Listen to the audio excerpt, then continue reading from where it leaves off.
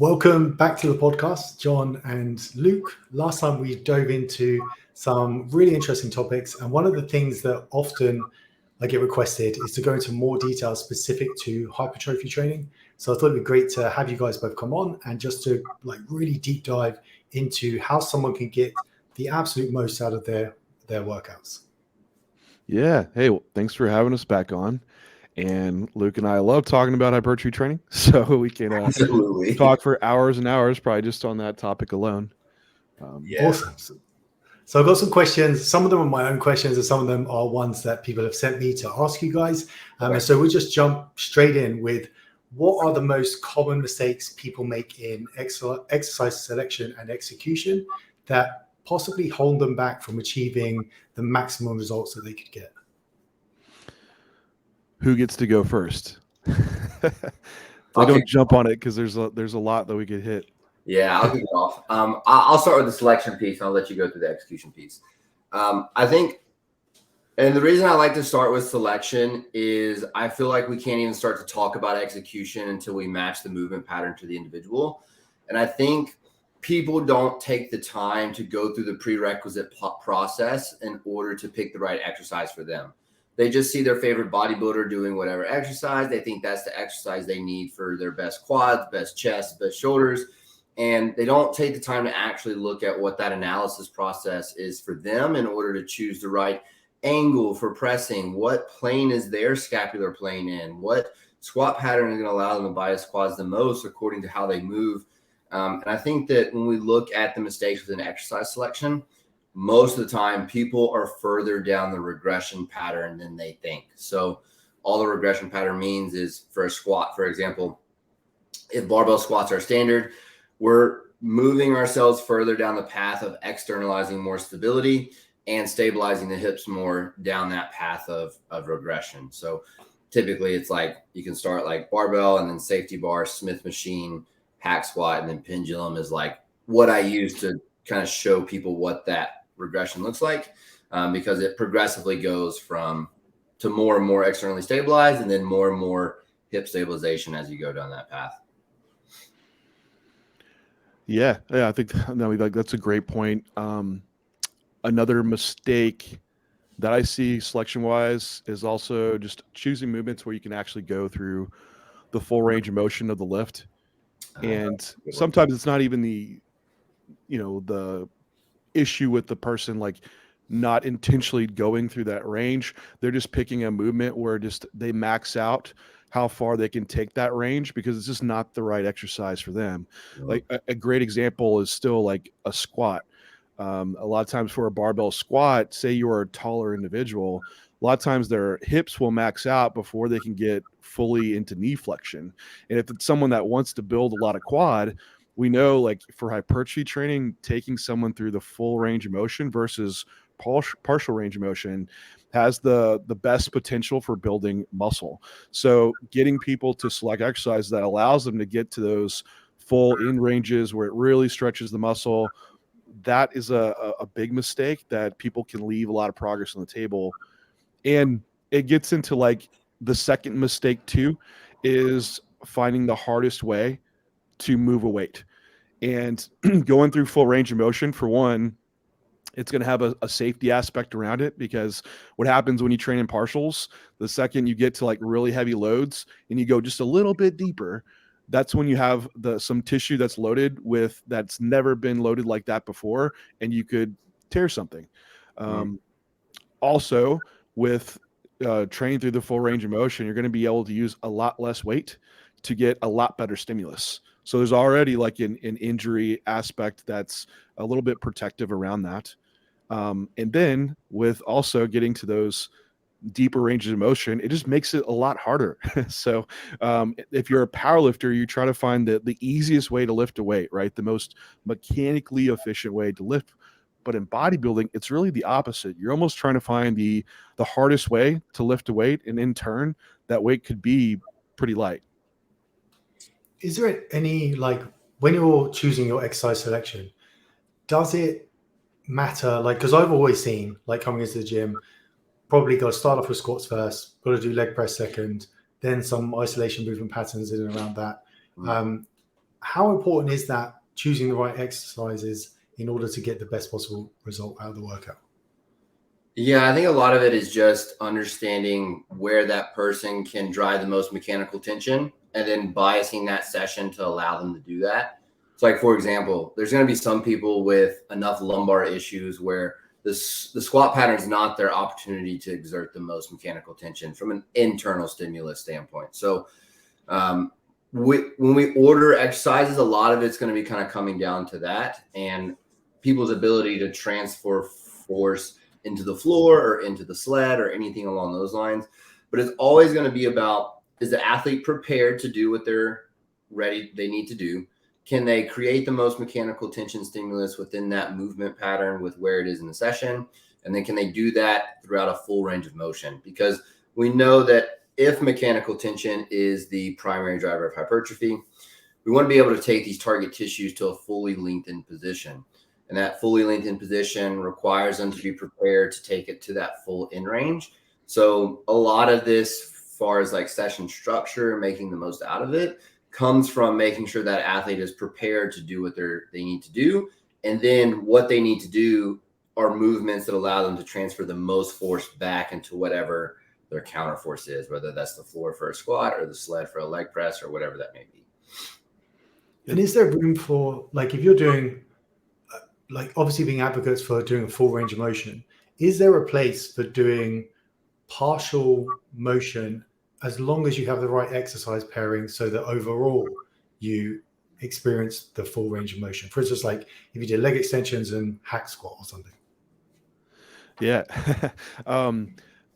So like if you had to speak like, because a lot of our information goes out in IG, so you have to have like this generality approach that can cover a lot. So it's like in general, training a full range of motion, but there is some nuance around that and interesting studies too, where you do have some partials done and actually can outperform the full range.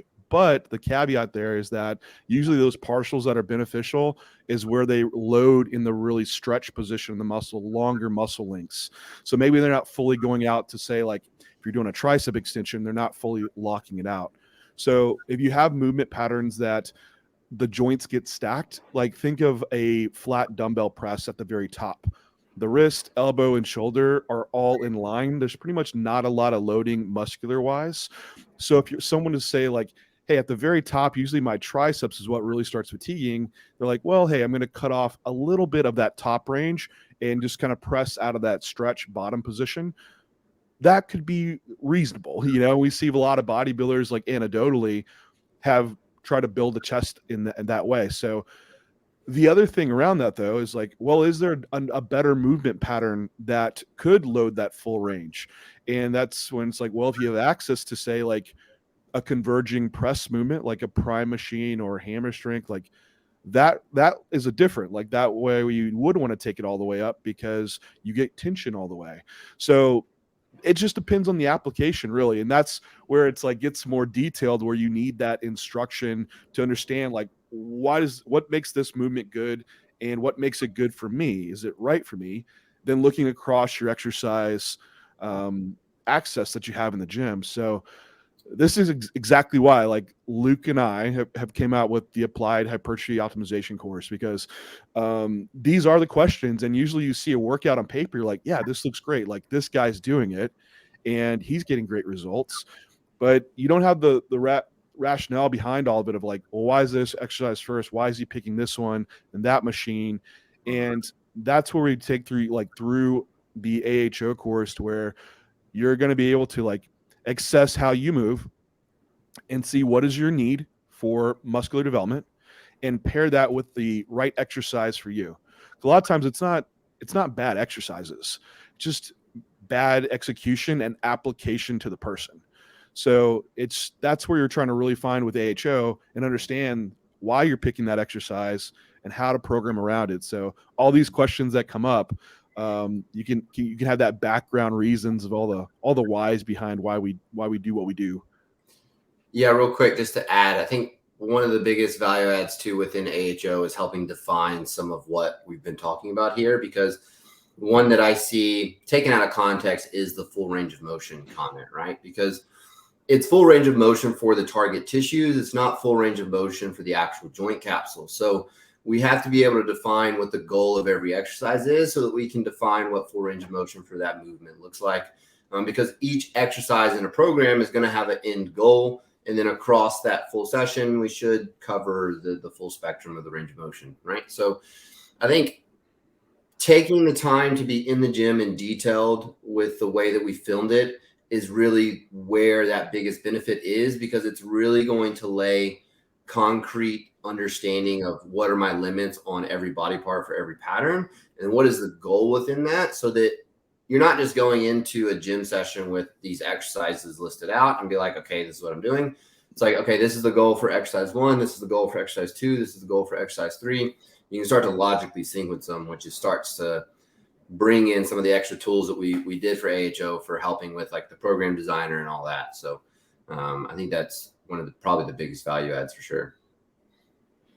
And when someone's considering their exercise selection, what are some of the major key factors from the get-go that someone should be considering when they're trying to map out their program and they're trying to plan out which exercises? Is it just purely the ones that they're going to get the most range of motion from, or where they can put that load in the greatest capacity for them to get the best results? I mean, number one, it starts with like your own needs assessment. And that's what it always has to at least initially start with. Like, what do you as the individual need? And if it's for lower body development, like, is it more quad focus? Is it more hamstring focus? Or upper body? Like, do you need more delt or more tricep? So that initial point of like, okay, this is what this client needs to focus on. The next point from there is usually, how can this person move? How can they mechanically move? Say they want quads. What is that ability to squat? And if they can't just do a normal squat, like a barbell squat, and we need quad, well, how can we make that squat more quad biased? And so then we start seeing like, okay, this should be the exercise for this client. So they can't get into a barbell back squat to emphasize quads. Maybe they have really long femurs. We need them to doing like a hack squat, or maybe it's a safety bar squat, or they need a heel elevation in their shoe because they don't have a lot of ankle range motion. So those are some of the first considerations around it. So what's the need and the goal for that individual? How can they move? Then how do we pair the right exercise for that person within those constraints? Yeah, and I think the last piece of that too is combining that portion with how much force they can apply back into the application. Because like I'll use a squat. Daggone Mark, you got the squat in my brain from that work camera conversation. The squat is a prime example, like for me. So like a barbell back squat versus a safety bar. If I have heel elevation with both, I can take both to their end range. The problem with the barbell versus safety bar is that barbell tilts me forward enough to actually take the pressure out of my midfoot. And so it kind of starts to push it into that forward portion of my foot. And so I can't actually exert maximum amount of force back into the floor because it's not keeping me in a stable foot position to do that. Where with a safety bar, because I can stay a little bit more vertical, I can actually keep that pressure in my midfoot and exert all of my force back into that floor. So when we look at the positions, like from a side view, both are fairly quad dominant with that heel elevation. That's my crutch that I need. But when we look at the actual foot pressure in regards to what I'm experiencing and being able to push back into that floor, that safety bar is a lot more effective and efficient because I can drive more overall tension through the force component of the mechanical tension as well.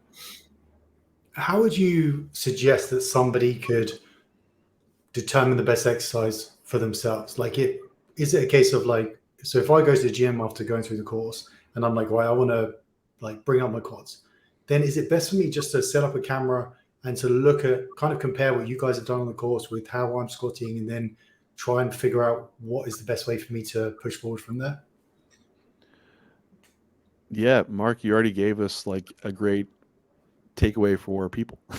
So, video review. And I think for one, I think this is a bit of I don't call it the lost art of coaching, because it used to be all in person, right, for coaching, and now you have a landscape that is all online coaching based. So you have a lot of people giving out just, Word document, Excel document programs, everything's perfectly programmed on paper.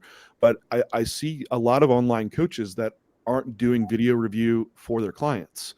And for one, from a coaching aspect, like this is what you can take away from AHO is seeing the video review to know what are the red flags that pop up when someone does that exercise, and then how to cue it to correct it, or just move them to an improved exercise. So if you never see your client do it, you really won't know if that even is the right exercise for them. So that's a bit lost, and it needs to get back to in the gym.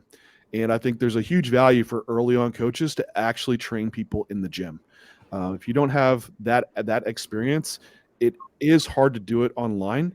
But at the minimum, you need to do some video review. Now, if you are self-coaching and just training, because a lot of people aren't going to be hiring coaches, that's perfectly fine. But absolutely doing your own video review.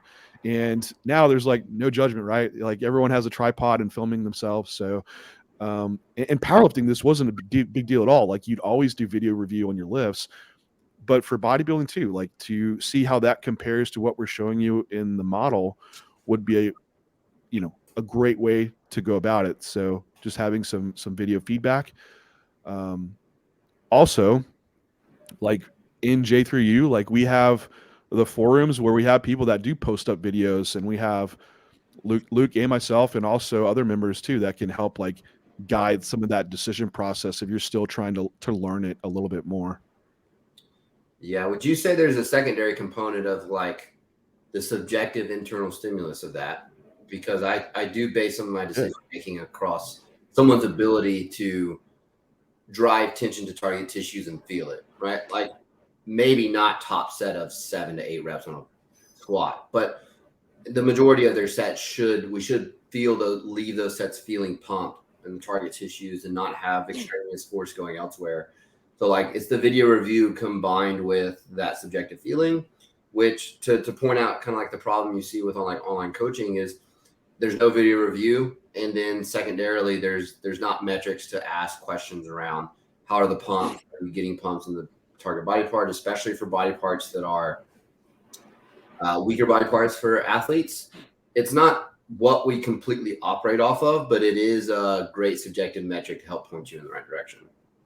I think on that same point too, it depends on the experience level of your client too. Yeah, that's true. Like how much we can weigh into that feedback. Like, yeah, I completely agree. Like there should be something happening, in that muscle group, whether it's pump or the next day, maybe you feel a little bit of soreness. But in like the earlier on client, like for one, they might not have the experience to give the right feedback, but also we're usually picking lifts that are more like systemically challenge them. And so they might not feel completely taxed everywhere, but if you set them up in the right pattern, it can make it pretty hard for a quad not to work, right? Like you have like a on paper, like a squat that should be pretty quad biased, and they're like, my quads aren't working at all. Like that's physically impossible. So it's one of those things where, hey, you're going to put them in the best pattern, but then over time we work on building that feedback and that self-awareness to then give that. And then once you're advanced, that's when I think there's even more application to like mind muscle connection and what you're feeling, distortion and pump wise. Agreed. And I guess on some level, you can almost ditch the logbook while you're trying to figure this out, right? Because especially if you're not having video reviews or video feedback, just like for me personally, seeing how well I'm progressing has always been a logbook based thing. So logbooks going up like 2.5 kilos, whatever it is. And so therefore I'm thinking, yeah, I'm getting good at squats. Like this is working for me. Whereas in actual fact, I know I'm not doing a good job because I don't feel it in my legs, but because my logbook is going up, I'm like, yeah, I must be nailing the squat. So there's got to be an element where you kind of throw that out the window and just go back to basics of filming yourself, going through it, like learning how to do that movement properly. Yeah, I have people who struggle with maintenance of form across a block. Like the basically the system I operate off of is like week 1 and 2 are kind of setting the standard. So setting the standard of execution with week 1. Week 2 is maintenance of that execution standard alongside setting the logbook. and they can kind of get into it with week 3. And then every 6th or 8th week, making sure that video form is making sure that we're keeping that where it needs to be. And then for body parts that are weaker body parts, it's more frequent. It's like an every other week thing. So frequency at which you check it should be according to how much you struggle with that body part, in my opinion. So like the earlier client who's a newer gym goer is going to have to check it more frequently. The higher level, more experienced athlete, probably not going to have to check it once they set that standard quite as often. But I do think that that's potentially the population that overlooks it the most because they feel like they're experienced and they do kind of just walk in the gym with that, like, oh, I know what I'm doing. And then the weak body part stays a weak body part because they're never checking it or never going over video review that's going to allow them to push in the right direction. It's a balancing both, right? To go, and again, it depends on your level of the client you're coaching. Like for a lifestyle client for hypertrophy, like overly tracking, it could be discouraging, or it could be you lose adherence based on it. Like Luke and myself, like we coach primarily only competitors, so tracking at this point is something that needs to take place, but it's both, right? Like the logbook has value because over time, if you are building muscle, like you should see load and reps increasing relatively to maintaining that standard of form that we set off the front end. However, if we do see that slipping and we need to reset form, it's okay for load to reps go down. That also doesn't mean that you're getting less stimulus. I think that's where like we've had the, chasing the logbook, and if it's not going up, you're not getting better stimulus, and that's just not the case. So a lot of times we're using the logbook more of this diagnostic tool for how we're programming, if we have enough volume or if someone's recovering enough. Then also just realizing too, like along the way, like if we need to reset form, that's going to be the better option versus just being stubborn and trying to make sure we drive up load and reps, right? Yeah, sure. And you mentioned, you did touch on previously as well, just about the mind-muscle connection. Like how important is that for seasoned athletes or people that are just starting out? Like how important is it to have that internal thought process and mind-muscle connection in actually performing and executing the exercises? Yeah, and it's a thing like with like could be with like your tracking, but it just increases in importance as you get more advanced, because usually what you find is the body parts, and the most common thing that comes across, at least my table, is like, hey, X muscle group is not improving, or I'm getting injured with doing this. Like those are the two. But the former, the weak body parts, usually those same body parts are ones that like they never get a pump in. They're not usually hard to get soreness in, but usually it's something else that's taking the brunt of the work. So, and then what you find is having to go back to reestablish this connection to where they can actually, even if they're in a great pattern to press, they're just already so programmed for maybe previous experiences training to use other muscle groups more dominantly.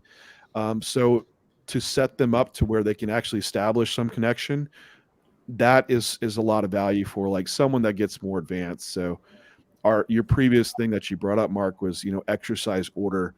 And that's when starting with the movement that could train the muscle really short and help you can really feel a good contraction when you load something in the short phase, when it's close to full contraction, say like a pec fly, right? We could set that up on a cable to where it gets really, really hard right as their hands are getting together.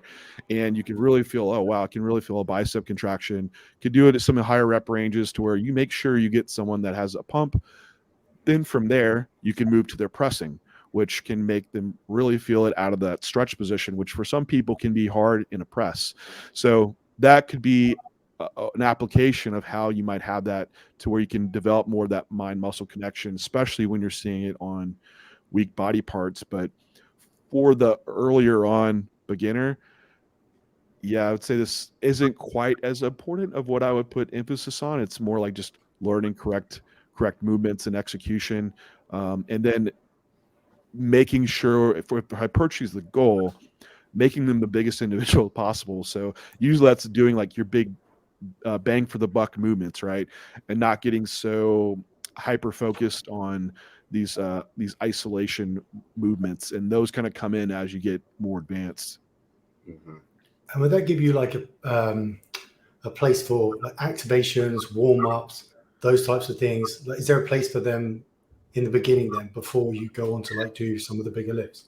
That's where I said like the session structure should be athlete preparedness, and then what they can do the most is like that's exactly what we're doing on that forefront of that session. So for athletes who have injury profiles, there's going to be more prep work to get them prepared in order to allow them to do the movements that they need to do to drive the stimulus. Or for people who struggle connecting with the body part, there's going to be more activation work done on that forefront of the session so that they can get the most out of their pressing or their squatting or whatever that may be. So there's absolutely, that's where we're doing that. And with the goal of hypertrophy, the two that we need to consider is the ability to drive tension to the target tissue and the ability to output force. And so whether that's addressing movement incapacity in order to allow them to move better within that movement to drive it towards the target tissue, or it's an inability to drive tension from like a mental connection standpoint, that's where activations start to come in. And so a lot of this is built where that whole beginning portion of the session is athlete preparedness in order to do those things. Do you think that's a common thing that people skip over? Oh yeah, absolutely. Yeah. I mean, John and I did for years. Like, I mean, we would do like a little foam roll thingy, but like that'd be about it, right? Like, yeah, when you're in a rush and like you're low on time, like what are you going to skip out on? You're like mobility, like warm up work, or your actual like exercises. Like, yeah, you're going to skip your mobility, like a prep work, and jump into it. So, yeah, most people aren't, because a lot of people just don't have time, right? Because that could be a 2-hour in the gym session with your prep work and your actual training for some people. So it is overlooked, but it's about being efficient too. Like, you can really, you shouldn't need a 30-minute session of prep work before your training. Like, it should be something like you could probably do in 10 minutes, honestly, for some of this stuff. One thing I'll do is I'll integrate it in the warm up for the first movement. So like, let's say you're taking like 3 feeler sets before you do your top set.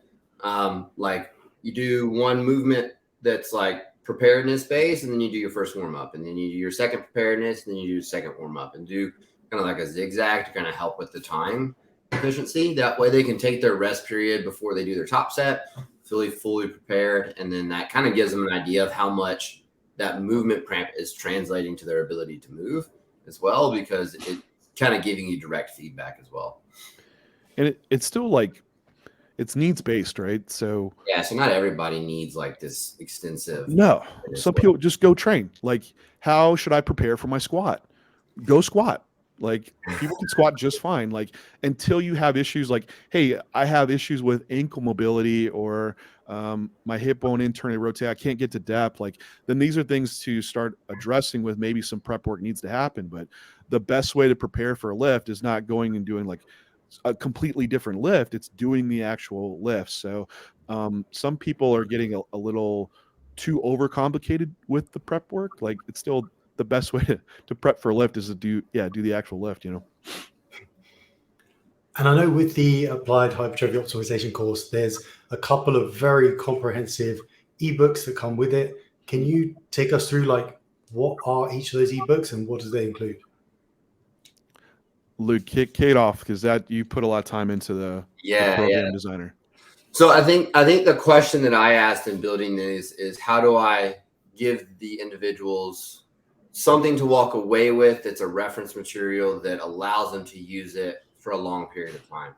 And so the first one is the program designer, which I kind of put together with the goal of giving you guys a multitude of variations of split designs to fit different types of schedules, different body part needs.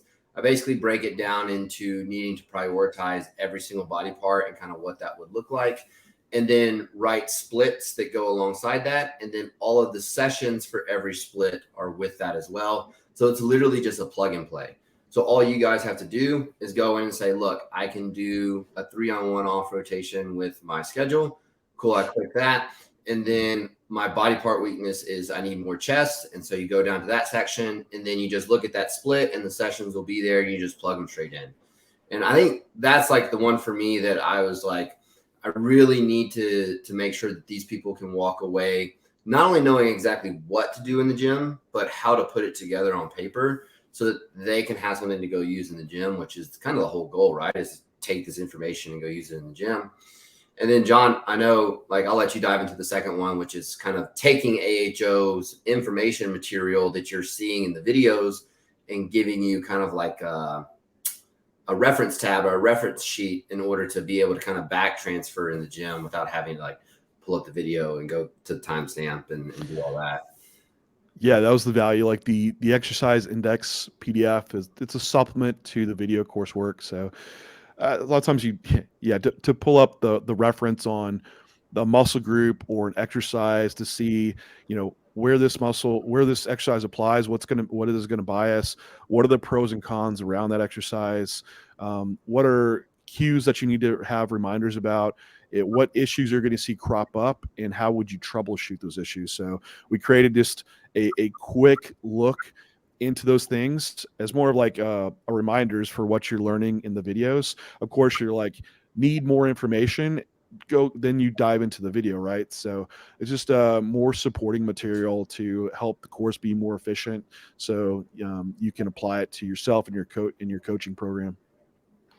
And I can tell you, I've been using the program designer because I like being super busy and stuff. I was just like, right, this is my goal. This is what I want to do. Bang, got that. And then just like you said, and I know I've been through it. There's like 6 hours of video of going through everything. So having the exercise index there is just like my Bible of this is what I need to do. And I think you undersold it. It's like 120 pages long. Yeah, so there's it is extensive. Yeah. There's a lot in there. So overall, with this, everything you developed and the reasons why you developed and put it together, what would you say is the main thing that sets this apart from like me just going and finding the information somewhere else?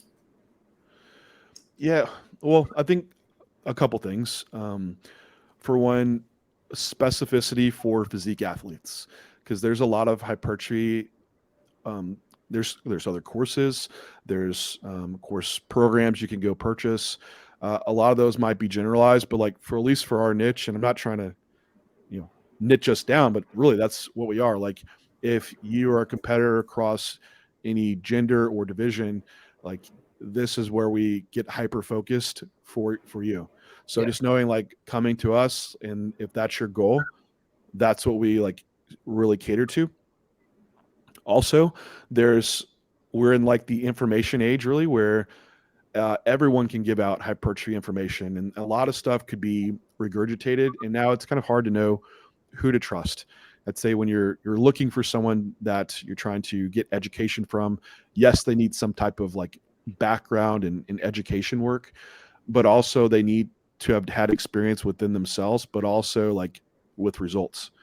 And that's where like Luke and I really focus on, is a education course that's result driven through coaching experience. So this is stuff that we actually use with physique athletes from beginners, but all the way up to the Olympia level.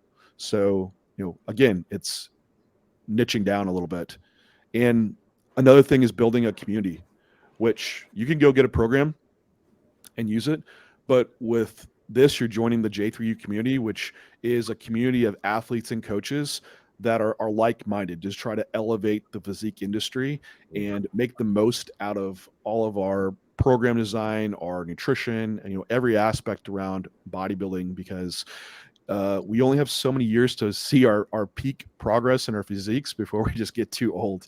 So you don't want to waste those years, and that's where you want to be as efficient as possible. So joining within AHOs, you're going to have a full community of people like-minded trying to improve themselves just like you are. That's awesome. That's my next question was going to be, what is the single most important message you wanted people to take away from this? But I think you covered it nicely there. Like that was a real good like roundup for it. Yeah, I think another point takeaway this is no other variable really matters if you don't have training right. If you think about them, like sleep, nutrition, you can take all the PEDs you want, but if you didn't train, like, you're not going to grow. maybe a little bit with PDs, but besides, but pretty much, right? Like if without that training stimulus, like there's not going to be muscle growth. All the other stuff supports like fueling training, recovering from training. So training absolutely is the single most important variable. So it's not just the right plan, but the right execution of that plan as well. And that's why I also think coaches need to get back to the roots of footage review that builds competency and furthers that result for those clients. So as you know, and if you're an athlete, as athletes, don't leave progress on the table. That's just taking the slow track to progress your physique. So you know, every set rep, how you're executing it, like over time and years, that's going to add up to huge amount of progress. But if you're doing all those sets and reps incorrectly, again, you're on the slow track. No one wants to be on the slow track. Great. Amazing. Man, really, it's perfect. Cool. Thank you so much, guys. It's been a pleasure. And I will, of course, invite you back whenever you have the time, because the information you give is incredible. And I just love hearing it and being able to share this with everyone. So thank you so much for your time. Yeah, Mark, thanks for having us. We appreciate it. Yeah, we love it.